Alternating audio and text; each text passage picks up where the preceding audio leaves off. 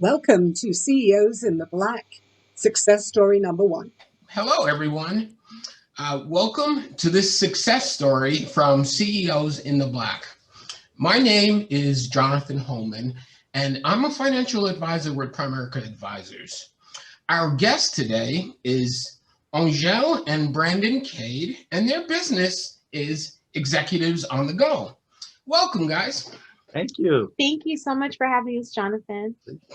All right, and AnGèle, please tell us what your business offers to your customers and what kind of customers do you serve? A great question. Basically, what we offer is structure, business. We help our clients navigate identifying the proper structure for their business venture. So what that means is that we facilitate getting our clients the proper corporation, whether it's C or S, LLC, any of the classifications, nonprofits, public or mutual or charitable, and we help our clients navigate all the way through their compliance. And so what that means is we do all of the paperwork with the state, with the tax agencies. We make sure that they make sense on paper. For our nonprofits, we make sure they're tax exempt. So everything connected to ensuring that our clients are able to receive money properly in their business structure. So that's what we do.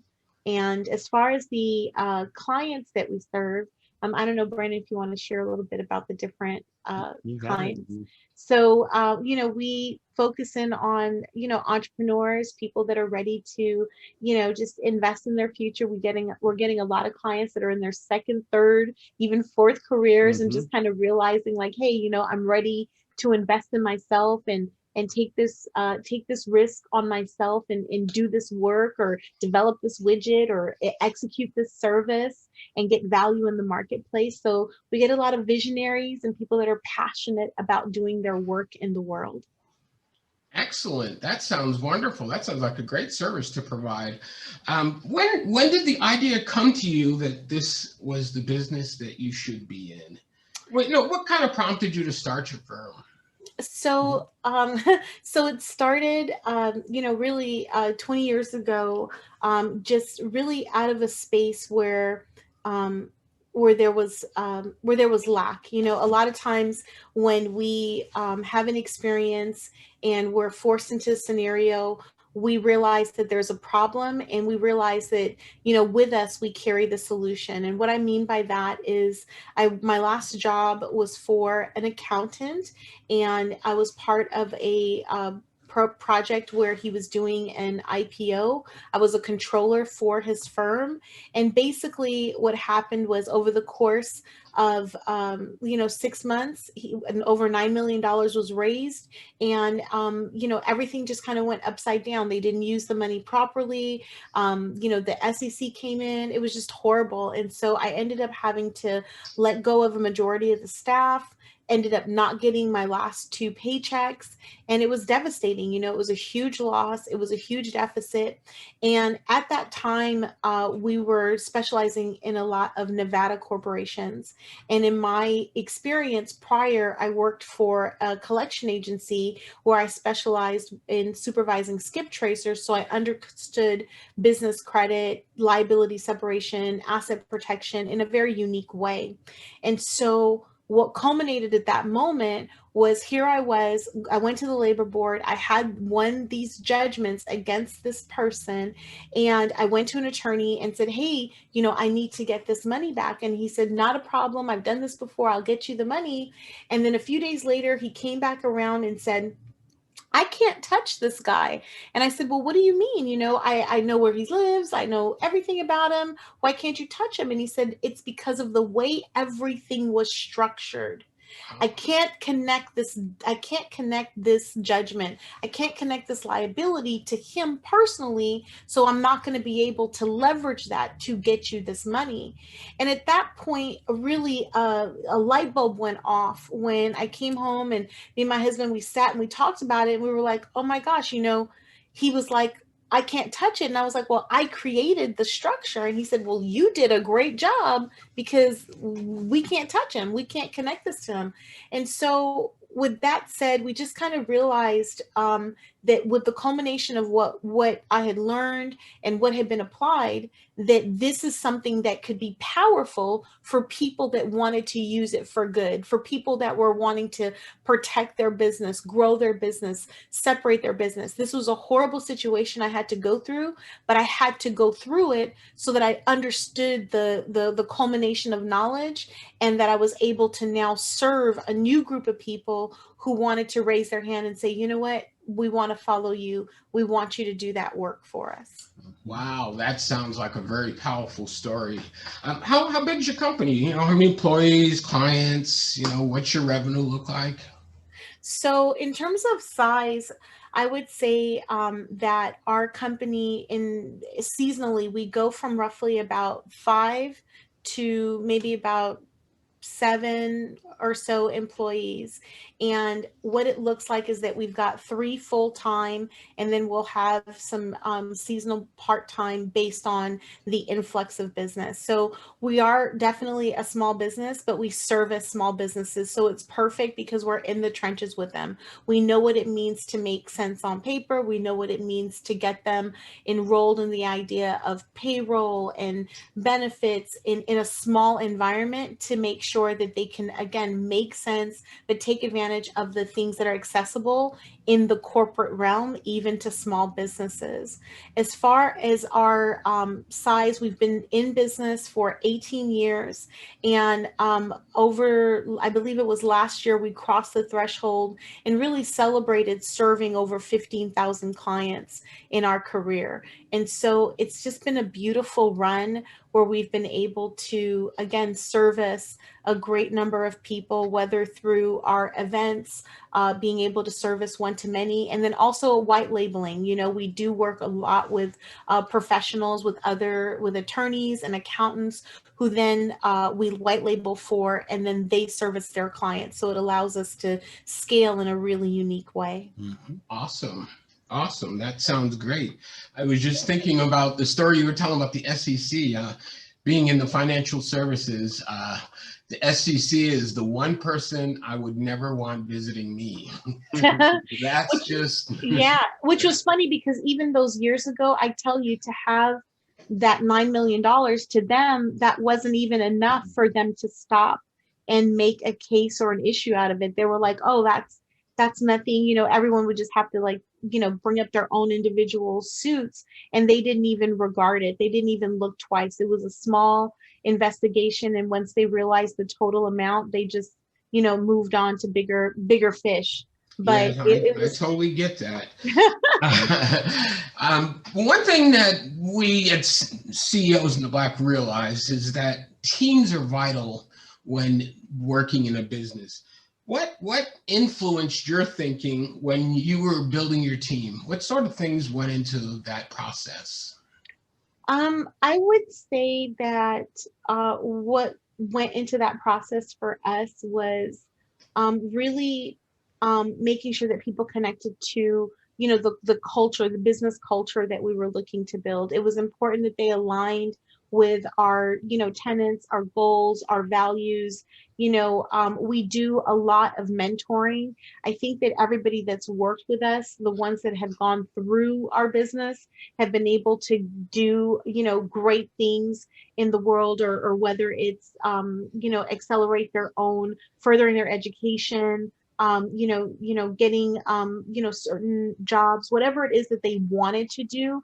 We've always been a proponent of being a support of that. So for us, in terms of team, we've always felt like, hey, you know, if we take care of each other, everything is going to be taken care of. You know, it definitely is an environment that is, you know, we strive to be, you know, excellent, do the work, do whatever is necessary, but we are also clear that everyone is coming in with their own individual goals, you know, thoughts or visions, and we want to connect to that so that we can create a space that's conducive to supporting what that is. We just realize that if we're able to support what that person wants to do, then there's an increase of loyalty. Mm-hmm. And so that's been really, really important to us in building our team, making sure that everybody knows that we care about them being able to benefit from it. And then the other thing that comes up for me is when we are building team, I've always, one of the things that we've always believed is it doesn't make sense for somebody to be with us and you have a business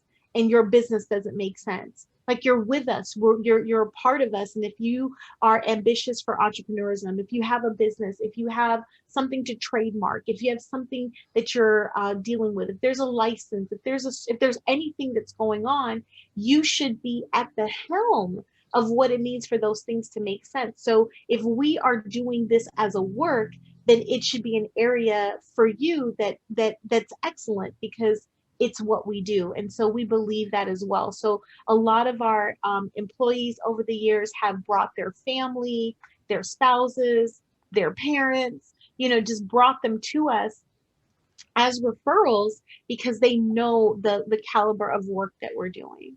Awesome. That is great. If you would, could you share with us what difference it made in your progress that you're a Black business owner? It's made a huge difference in the sense that, early on, there were just a lot of times where we had to, circle back and just kind of revisit how we were showing up in the marketplace, or make sure that we reflected a certain level of excellence, because there was so much we were come against, judgment, or have to reset. I remember early on having to, selling to clients or talking to people over the phone, and it being great, them being excited, and then showing up to the appointment or showing up for the check and it not connect for them. And then we have to resell or redo or reconvince, or we would lose the deal because they didn't realize that, they didn't realize that we were Black, or they didn't realize. And young at the same time. Yeah, we were really young. So what kind of impact did that have on you? I think, I'll be honest with you, I would say early on, I feel like it slowed us down. It caused us to pause in a lot of spaces where I think when I look back on it, I wish we would have pushed through or accelerated through.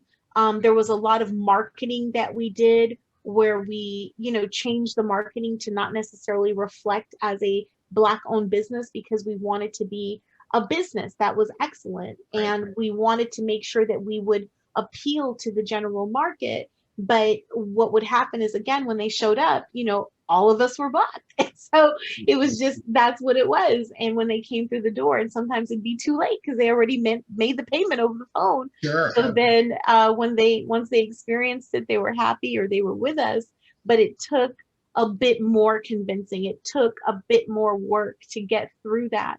And so I think, it had a huge impact in us having to pause, resell, sell harder, be more excellent, invest a lot more in our space.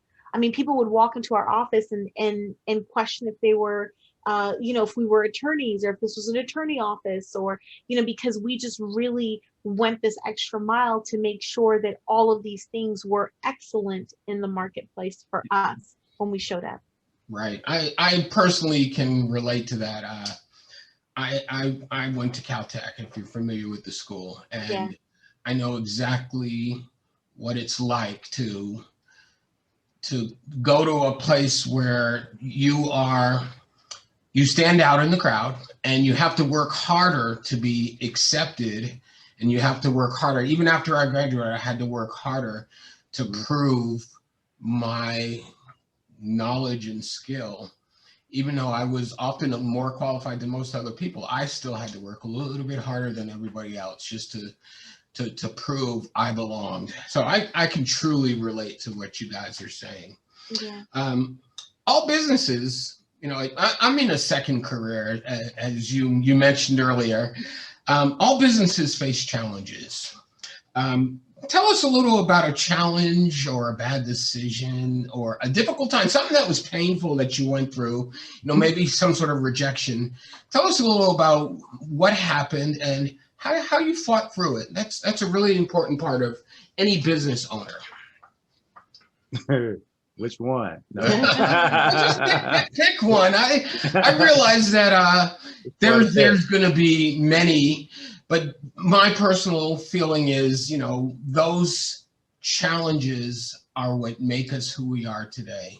Yeah, I would have to say that I think one challenge, and AnGèle will probably agree, is we got financing early on, like around 2000 and I want to say 2007. No, 2007, 2006. I don't think it was earlier than that. Maybe like 2005, 2006, where we got financing to pay for someone to do some a marketing DVD at the time, which kind of dates us. DVDs, because they're not existing to this day, even though people still buy them. And it was pretty substantial. It was $30,000, and we didn't. I don't think he knew. He had an idea of what it took to produce a DVD series or a DVD with the information that we wanted, but I don't think it's capacity, of doing what we wanted, because we were so intricate, and it just wasn't something that was simple. Like, if we had like a piece of workout equipment that we were just marketing and putting some actors together to display the equipment. But, our business was so intricate and detail oriented. And it was just, I think it was beyond him and it was beyond us.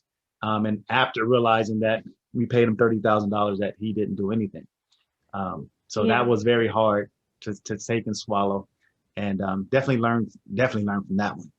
Yeah, I think this is like early, when you think about Kajabi and ClickFunnels and all these, or Udemy, or like these ideas that you can do these courses online.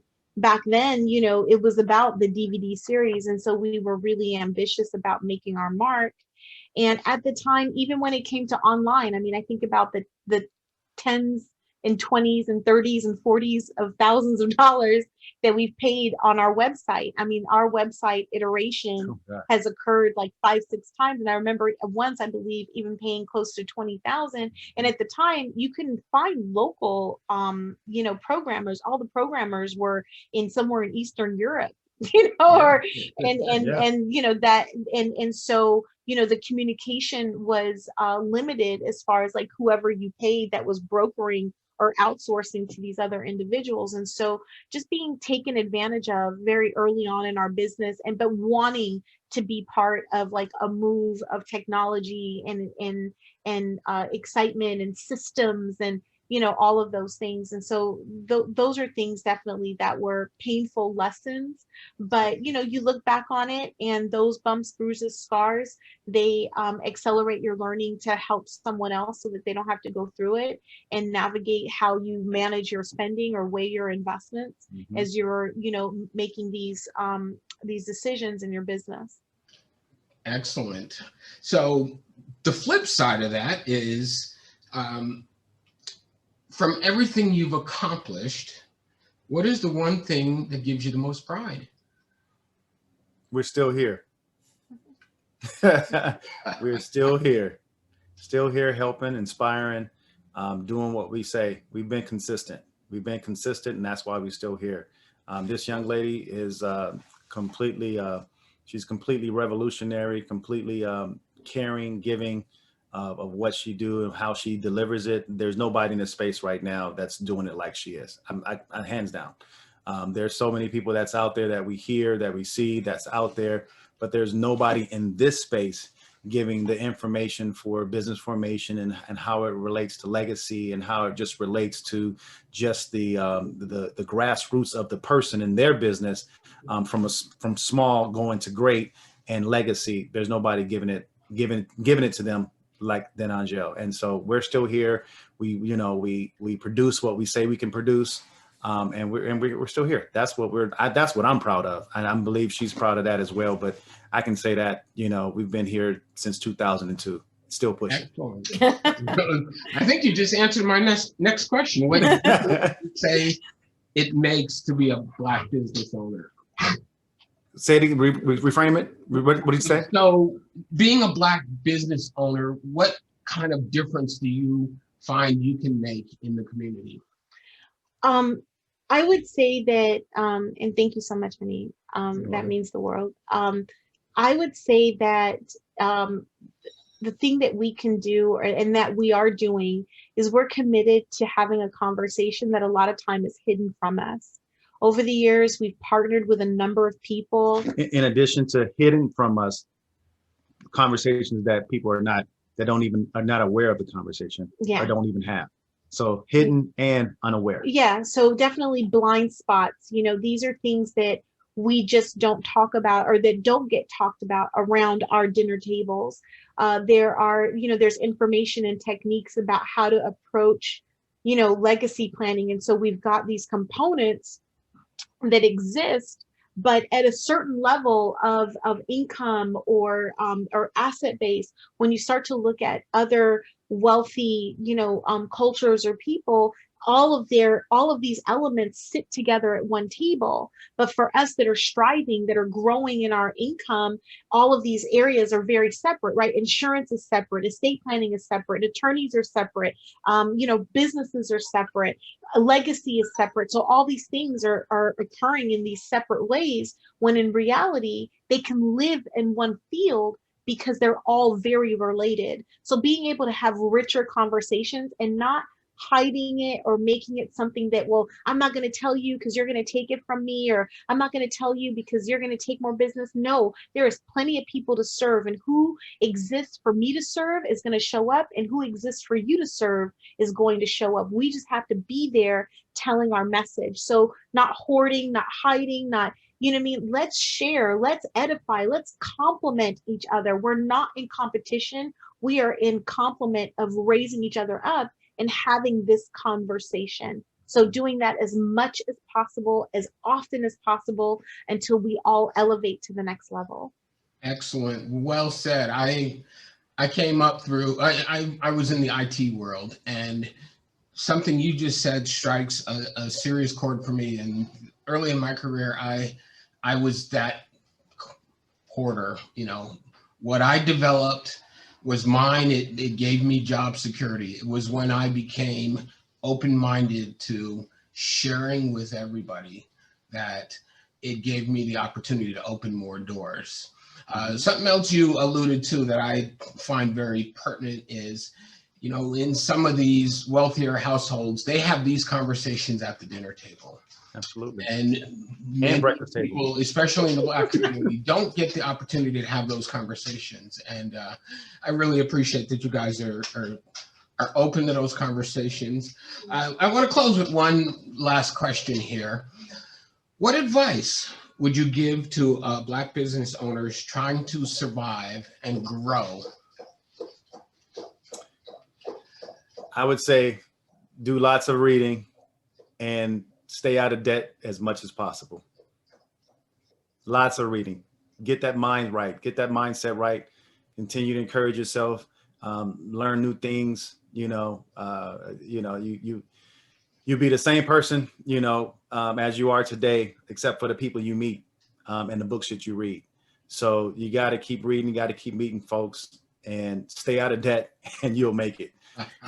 That's sum that up very well. You gotta do a self-investment. You gotta invest in. Absolutely. I agree. That's a very important aspect of any business owner. Always looking to be growing and to gaining more knowledge and stretching yourself. Sometimes you have to get out of your comfort zone. But absolutely. And what you said is, that echoes the sentiment, because when you're reading or even listening to books, there's something that it's providing in terms of expanding your language and understanding, in terms of your leadership style, your personal development, how you're connecting to your clients. And then as far as meeting people, networking, being, like you said, getting outside of your comfort zone. There's a lot of spaces that I go in where we are the only Black ones there, in the room, at the table, even now in the Zoom. And the thing is that it's okay. They need to know that we're here. They need to, it can be uncomfortable for them, but I have to work through it until it's not uncomfortable for me, because I know I'm supposed to be there. They need what I have. I have something to say. I have something to contribute. So being able to expand that and create relationships through the networking, referrals, and just being able to expand the business. And debt is a killer. I think a lot of that is really, there's a lot of misinformation because debt becomes appealing. Oh, get this loan. I need to get this loan. Oh, I've got to get this. But the reality is that you're indebted to something. And as you are growing your business, if you don't outpace the debt, it will suffocate the very vision of your business. So being able to pace with it. So yeah, you might need debt to do different things, but make sure that you are doing it according to a plan and not doing it for survival, because eventually it'll catch up and you won't be able to outpace it, and then it'll suffocate you in your business. Excellent. Well said. Well, this has been an awesome conversation. AnGèle and Brandon, thank you for joining me. Again, my name is Jonathan Holman. We're bringing to you a success story from CEOs in the Black. We've been talking with AnGèle and Brandon Cade, whose business is Executives on the Go. Stay tuned for our next CEOs in the Black success story. We look forward to coming to you soon. Thank you very much for joining us, AnGèle and Brandon. Thank you, John. Really Thank you for thoughtful having and us. insightful information you've shared with us. Thank you. Thank you.